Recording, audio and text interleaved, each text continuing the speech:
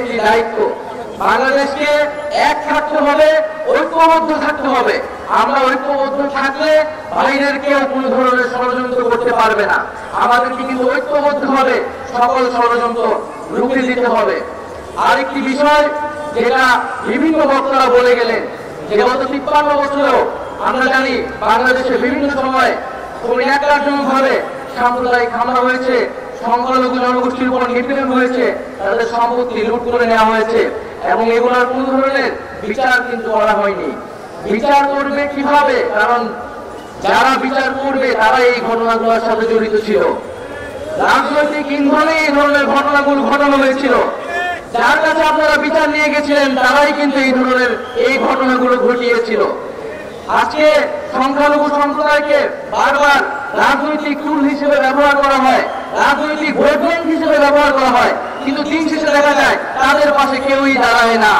যখন ভোট নেওয়া হয়ে যায় তখন কিন্তু আর তাদের কথা মনে থাকে না। যখন হামলা হয় তখন সবাই প্রতিশ্রুতি দেয় যে বিচার করা হবে, কিন্তু কোনো একটি বিচার কিন্তু আমরা দেখতে পাইনি এই বাংলাদেশে। আমরা মনে করি একটি নতুন বাংলাদেশে আমরা স্বপ্ন দেখছি। যদি এই নতুন বাংলাদেশ ইনক্লুসিভ না হয়, এই নতুন বাংলাদেশের স্বপ্নে যদি সকল জনগোষ্ঠী একমত না হতে পারে, অন্তর্ভুক্তি না হতে পারে, তাহলে এই বাংলাদেশ কিন্তু এই বাংলাদেশের স্বপ্নটি ব্যর্থ হবে। সেই জায়গা থেকে আমি মনে করি আমাদের আগের প্রজন্ম আমাদের একটি ব্যর্থ দেশ আমাদেরকে দিয়েছে, যেখানে স্বৈরতন্ত্র ফ্যাসিবাদ তৈরি হয়েছে, মানুষের সম্পদ লুট হয়েছে।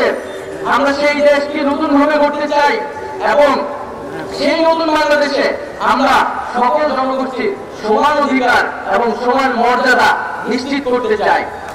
আরেকটি বিষয় আপনাদের উদ্দেশ্যে বলতে চাই যে বাংলাদেশের ইতিহাস কিন্তু সাম্প্রদায়িক সম্প্রীতির ইতিহাস। আমাদের ইতিহাস ধর্মীয় আন্তঃধর্মীয় সম্প্রীতির ইতিহাস। বাংলাদেশের ইতিহাস ও সংস্কৃতিকে আপনি ব্যাখ্যা করতে পারবেন না। এখানে হিন্দু, মুসলিম এবং অন্য সকল সংস্কৃতির যে সংমিশ্রণ, যে সম্মেলন ঘটেছে, তার সেই বিষয়টি ছাড়া কিন্তু বাংলাদেশের সংস্কৃতিকে ব্যাখ্যা করা যাবে না। তো এই ইতিহাসকে যাতে আমরা না ভুলে যাই এবং আমাদের যে সাম্প্রদায়িক সম্প্রীতির ইতিহাস, আমাদের যে সম্মেলনের ইতিহাস, সেই ইতিহাস এবং সেই সংস্কৃতিকে মনে ধারণ করেই কিন্তু বাংলাদেশকে নতুন ভাবে এই বিশ্বের বুকে দাঁড় করা হতে হবে এবং আমাদের যে একতা, জনগণের একতা, সেই একতার শক্তিকে কিন্তু সামনে নিয়ে যেতে হবে। আমরা বৈষম্যবিরোধী ছাত্র আন্দোলন গড়েছিলাম এবং ধর্মীয় পরিচয়ের ভিত্তিতে কোন ধরনের বৈষম্য এই বাংলাদেশে মেনে নেব না।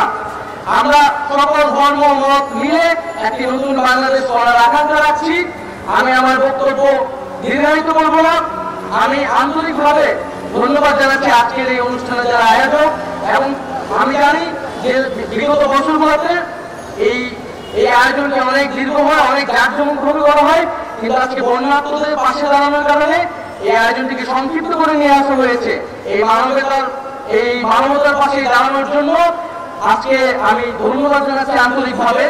এবং সবশেষে আমি আমার বক্তব্য শেষ করার আগে জাতীয় কবি কাজী নজরুলের সেই দুটি লাইন বলে আমার বক্তব্য শেষ করতে চাই যে মোরা একই বৃন্তে দুইটি কুসুম, হিন্দু মুসলমান, মুসলিম তাহার নয়নমণি, হিন্দু তাহার প্রাণ। সবাইকে ধন্যবাদ।